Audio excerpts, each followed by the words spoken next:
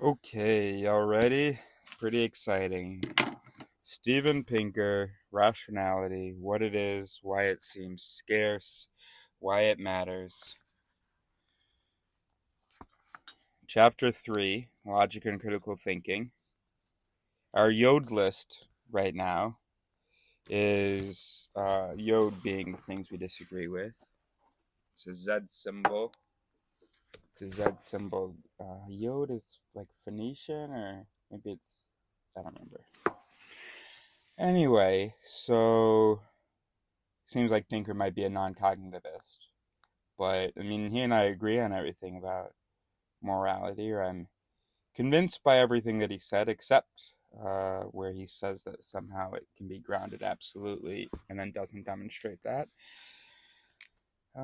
Dico sine quadro, huh? And then, and that's why I'm going to be using that often in this video. Rather than spending time talking about how I might be wrong, I'm just going to give you the old DSQ. I'm saying it, but it might be wrong. It's not. I know that it doesn't match reality perfectly, so it might not even match it importantly. So, okay. And then the other thing is, he keeps using language like consciousness and rationality and stuff, or rational faculties of man. He can talk about rationality, but then he talks about human rationality, and they're wildly different things. Wildly different. One is just its that have been selected over millions of years to produce a good outcome, or a good enough outcome. Just automatic things, just like how you can say a spider is rational because when it feels a vibration, it waits a little bit, and then or if it's a certain kind of vibration, it goes over there and wraps the thing up and eats it. So the spider has used its rational faculties. You see how that's confusing? Because no, it was just the way its mechanisms are. They got triggered by a certain kind of vibration, and that behavior got triggered. So we're a lot like that, except, of course, there is even more interaction between the it mechanisms in our brains. And then also we have language, which is enormous. It means that you can then respond to something more easily than, well, just the mechanisms responding without language. But still, we're not, just because we can put words to things, words we often don't even know what they mean, or we also don't even know what we're saying when we're using words. But um, anyway, let's just get into it. So, logic and critical thinking. Here we go. Critical thinking, in my opinion, like rationality, not actually a possible human state, but can be used as a guide for actual human mental events, and also to correct after the fact. All right. So, chapter 3, Logic and Critical Thinking. Here we have a quote from George Eliot. This modern type of the general reader may be known in conversation by the cordiality with which he assents to indistinct, blurred statements. Say that black is black. He will shake his head and hardly think it. Say that black is not so very black. He will reply, exactly. He has no hesitation to get up at a public meeting and express his conviction that at times and within certain limits the radii of a circle have a tendency to be equal, but on the other hand he would urge that the spirit of geometry may be carried a little too far.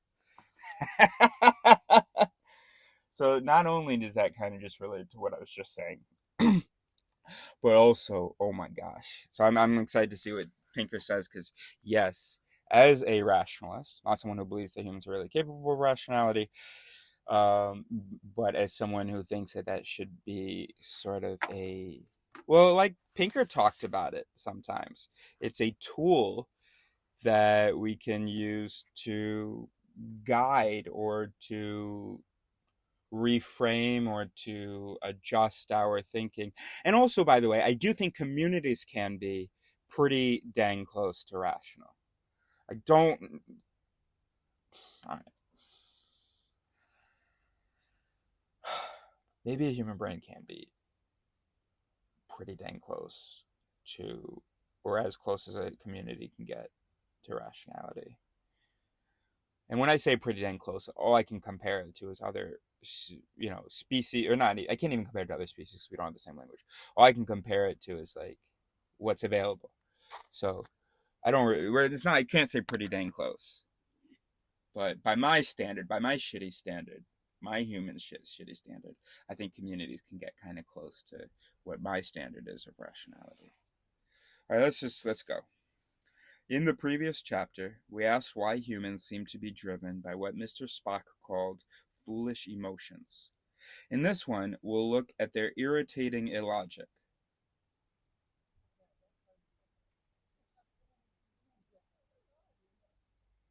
You didn't, Kahneman properly addressed that emotions had nothing to do with it.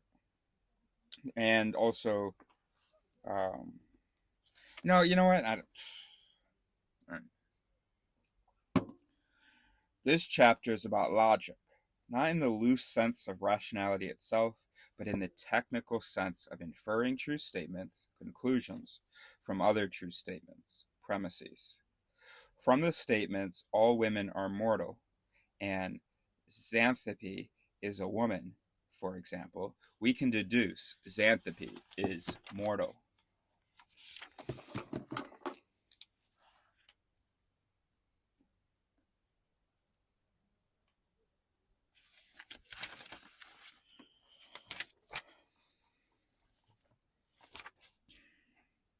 I love that geometry may be carried a little too far.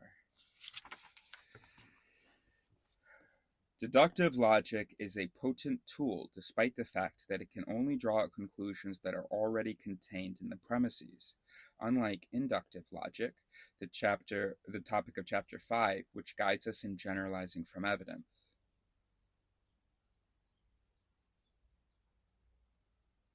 Shit. So, I think when I talk about logic, I'm talking about deductive logic. Because, to be honest with you,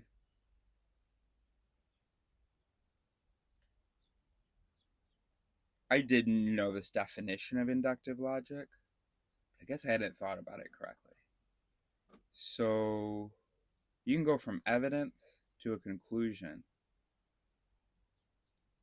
and the evidence serves as premises. So what's the difference then? Couldn't you just say evidence, premises, same thing? It's interesting though, the morality conversation. Morality, for me, then, I said it yesterday, it couldn't be deduced. But if we use deduce like deductive logic, deduct, can it be deducted?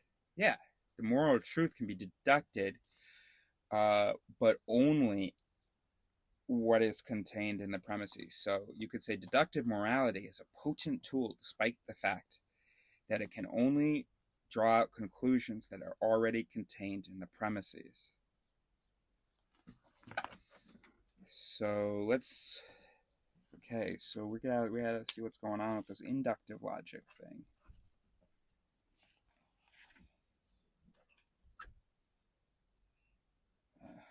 Anyway, like morality.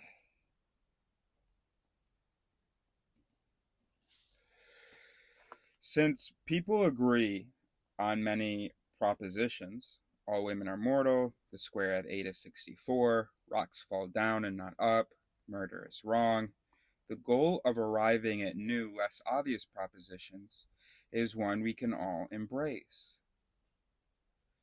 A tool with such power allows us to discover new truths about the world from the comfort of our armchairs and to resolve disputes about the many things people don't agree on. Y'all see what just happened, right? The philosopher Gottfried Wilhelm Leibniz, 1646 to 1716, fantasized that logic could bring about an epistemic utopia. The only way to rectify our reasonings is to make them as tangible as those of the mathematicians, so that we can find our error at a glance, and when there are disputes among persons, we can simply say, "Let us calculate, without further ado, to see who is right." Yeah, bro. Which, Leibniz? You may have noticed that 3 centuries later, we are still not resolving disputes by saying, "Let us calculate." This chapter will explain why. That's good. So Leibniz, yo, awesome. And then this chapter will explain why. I'll tell you why. Overconfidence in our interpretive mechanisms. We think that the truth that we experience is truth. Why would we calculate when the truth is so obvious to us? One reason is that logic can be really hard, even for logicians, and it's easy to misapply the rules, leading to formal fallacies. Yeah, just a big middle finger to everybody on YouTube or Instagram, these different like philo influencers who are like, "Yo, be logical." Logic can be really hard. It's not just like not being emotional, bro.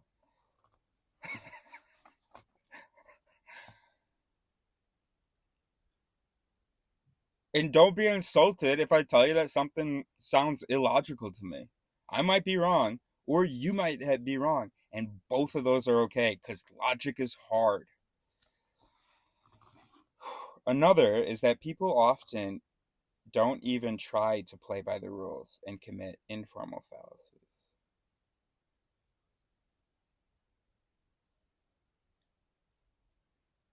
All right, Pinker, you don't get it. First of all, no one tries to play, no one even knows about informal fallacies. They don't know the rules, they don't know that the things they're saying are bullshit. Okay, yeah, you said often, but don't say don't even try to play by the rules. They're It's not like they know what the rules are and they're just like, ah, fuck that. And also, informal fallacies are kind of the default, bro. That's how we identify them. Because we like see, oh, brains keep saying this nonsense, even though it's nonsense. I can't show you how it violates the form of good logic, but it is just wrong, incorrect, and human brains keep doing it. So that means that the human system has that as part of the way it understands the world. That means that the fundamental interpretive processes for that question are not given truth. But that's what's installed. That's what was good enough for our evolution so far. The goal of exposing these fallacies and coaxing people into renouncing them is called critical thinking.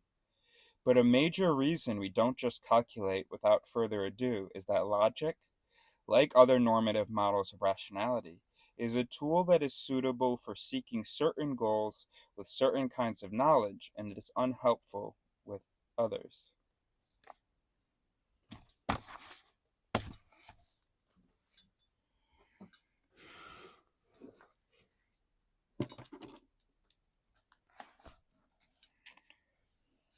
I know how humans are going to hear that. And weren't you saying the opposite for rationality? Weren't you saying like rationality can be applied to anything? But not logic then.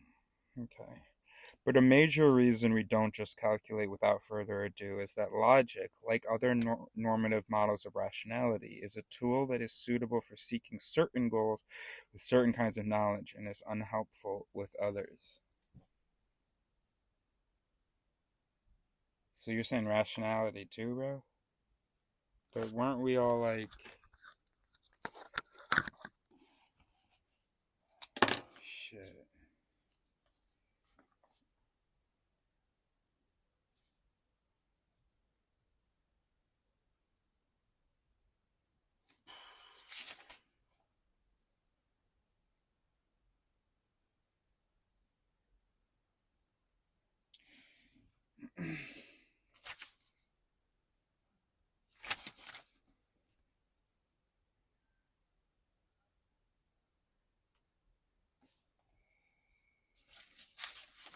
All right, so just to page 46, not related to what we're talking about now, but with those conflicts, it won't do to say that we should serve and obey our passions. Something has to give, and that is when rationality must adjudicate. We call the first two applications of reason wisdom, and the third one morality.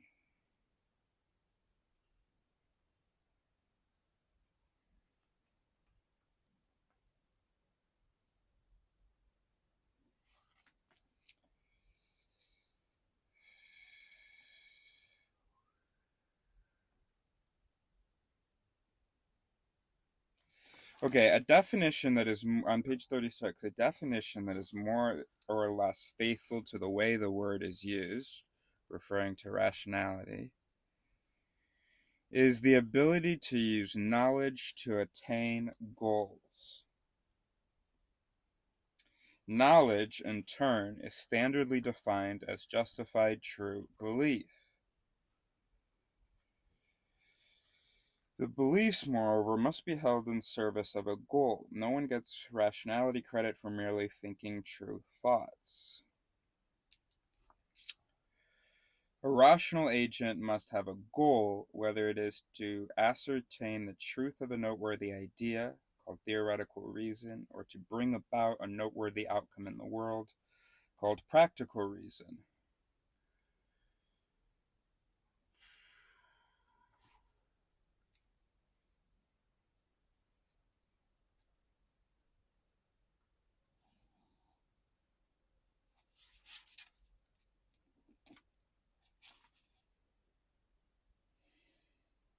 With this definition, the case for rationality seems all too obvious. Do you want things or don't you? If you do, rationality is what allows you to get them.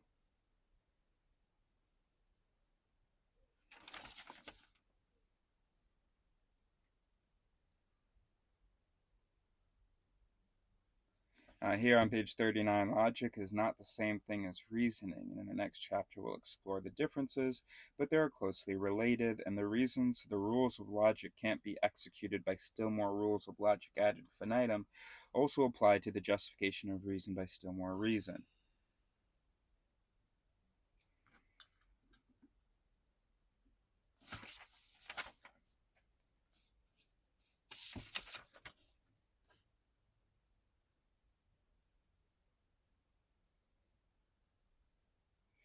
Yeah, if you remember, I mean, how we were talking back in the rationality and irrationality chapter, particularly around page 40, then maybe you can understand, or what am I missing here? But a major reason we don't just calculate without further ado, back to page 74, is that logic, like other normative models of rationality, is a tool that is suitable for seeking certain goals with certain kinds of knowledge, and it is unhelpful with others. Alright, alright, whatever, I don't understand. Page 75. Formal logic and formal fallacies. Logic is called formal because it deals not with the contents of statements, but with their forms, the way they are assembled out of subjects, predicates, and logical words like and, or, not, all, some, if, and then. Often we apply logic to statements whose content we care about, such as the President of the United States shall be removed from office on impeachment for and conviction of treason, bribery, and other high crimes and misdemeanors. We deduce that for a president to be removed, he must be not only impeached but also convicted, and that he need not be convicted of both treason and bribery. One is enough. But the laws of logic are general purpose.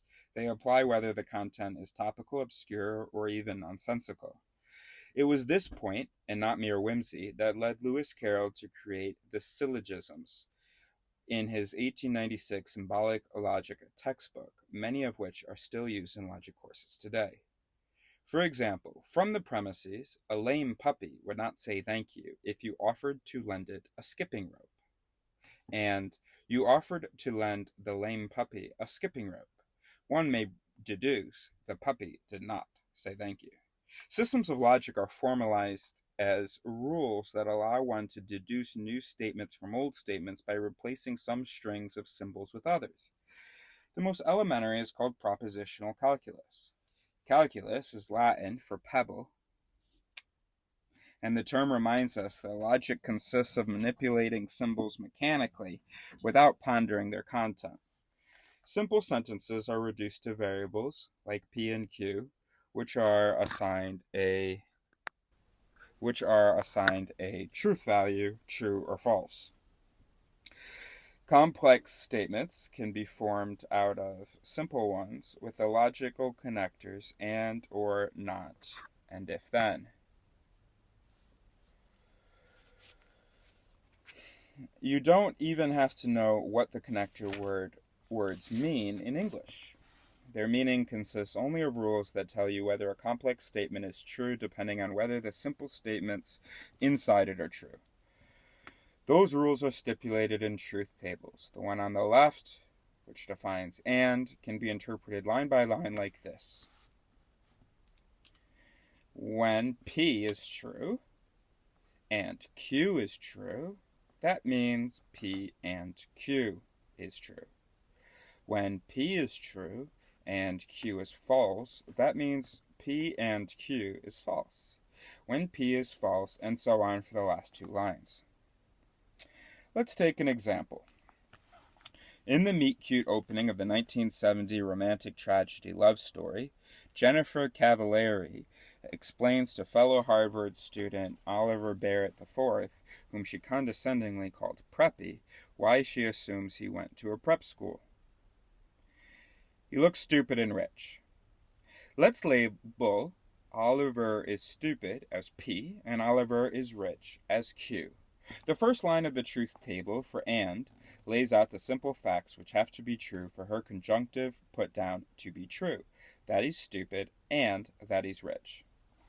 He protests, not entirely honestly, actually, I'm smart and poor. Let's assume that smart means not stupid and poor means not rich. We understand that Oliver is contradicting her by invoking the fourth line in the truth table. If he's not stupid and he's not rich, then he's not stupid and rich. If all he wanted to do was contradict her, he could also have said, actually, I'm stupid and poor. I'm stupid and poor, line 2, true, false, false. Or, actually, I'm smart and rich, line 3, false, true, false. As it happens, Oliver is lying. He is not poor, which means that it's false for him to say he is smart and poor. Jenny replies, truthfully, no, I'm smart and poor. Suppose we draw the cynical inference invited by the script that Harvard students are rich or smart. This inference is not a deduction, but an induction. A fallible generalization from observation. A fallible generalization from observation. Okay. Yeah, I gotcha. Because deductive logic is not fallible. It's either yes, the conclusion 100% follows, or no. In formal logic. Okay. So the inference Harvard students are rich or smart is not a deduction, but an induction. A fallible generalization from observation. But let's put aside how we got to the statement and look at the statement itself, asking what would make it true. It is a disjunction, a statement with an or, and it may be verified by plugging our knowledge about the lovers to be into the truth table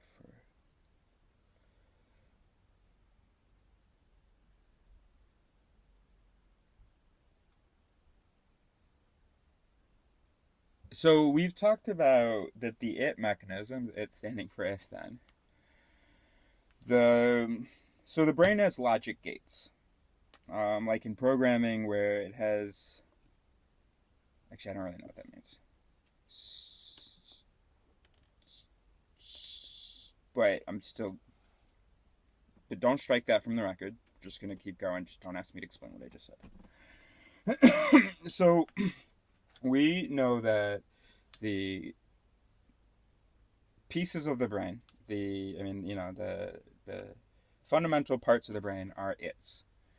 Um, so these are networks or neurons, whatever, that in certain conditions produce certain outputs. So if certain conditions are met, then certain outputs are produced. And I think the AND gate and the OR gate would probably biologically look similar in that you have these two its feeding in to what I have recently started calling a summit. And maybe I'm just talking out of my ass here, but chemically they would look different. So yeah, let's say imagine. Obviously, we shouldn't imagine individual cells, but we are going to do that. We are. We're going to imagine one it is just a neuron, another it is a neuron, and both of those neurons, their axons are finishing in the dendritic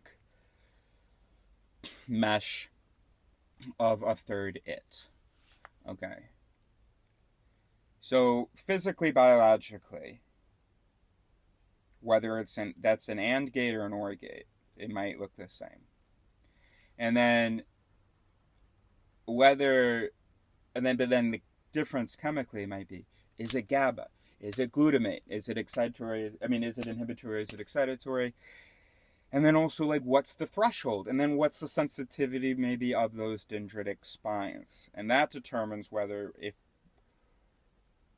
you need both of the preceding its to fire for that third summit to go, or whether one of them would suffice.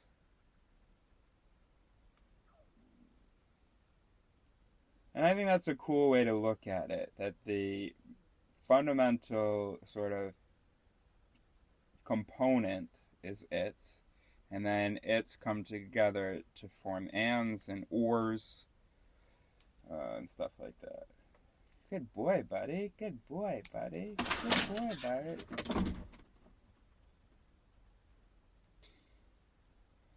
Okay.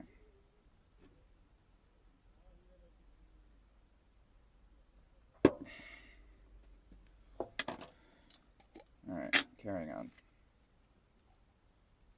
You know how hard, by the way, I work on these videos? It's not even that, it's not maybe not hard work, but it takes a time. And it's so that you don't have to listen to me. So you don't understand yet how good this stuff coming out of my mouth might be.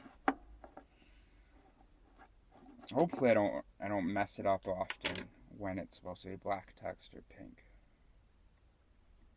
Okay, carrying on.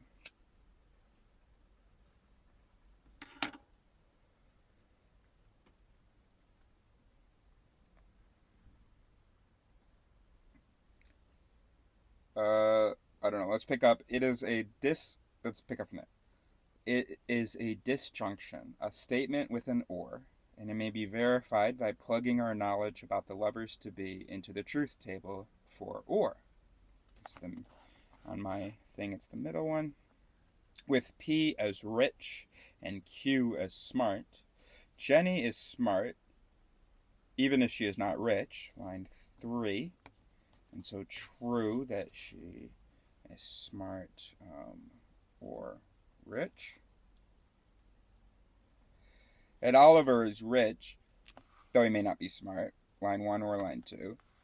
Because we don't know whether he's smart or not. But either way, he is smart or rich because he's rich. So the disjunctive statement about Harvard students, at least as it concerns these two, is true. The badinage, what is that? Is that like banter? I'm just now starting my vocabulary list. Badinage.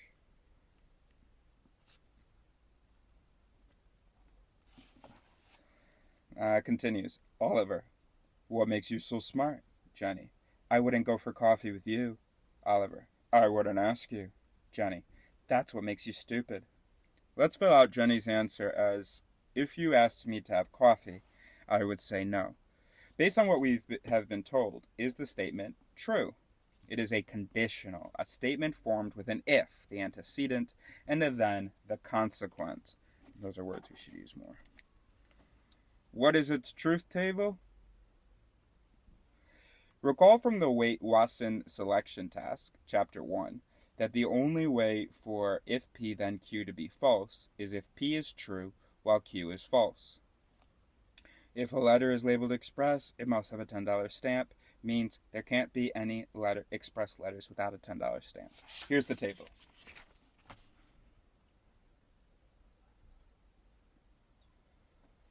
If we take the students at their word, Oliver would not ask her.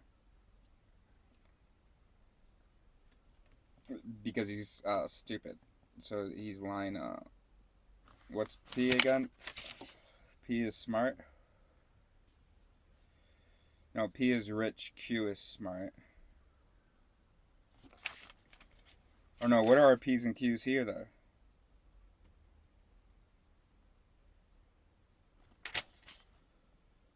In other words, P is false.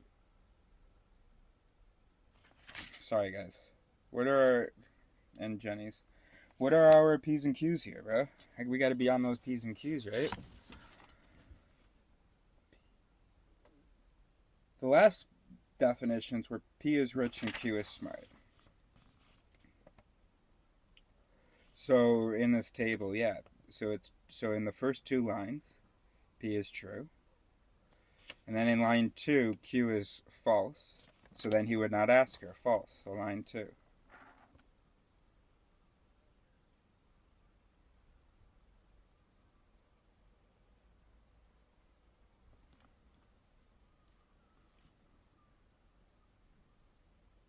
What? But line 3 is if oh no, my B, bro. Okay, we're looking at an if P then Q, and it is if you asked me to have coffee, I would say no. That's what we're talking about. Okay. So in the first two lines, there is coffee being asked, and of the table, and there are two different responses. So in the first line, we have, if you asked for coffee, then I would have said yes. Logic is hard, bro. Maybe you're not struggling, but I don't know what. Okay, alright, let's do this again. I haven't eaten. Alright, look, I'm not gonna make excuses. Alright,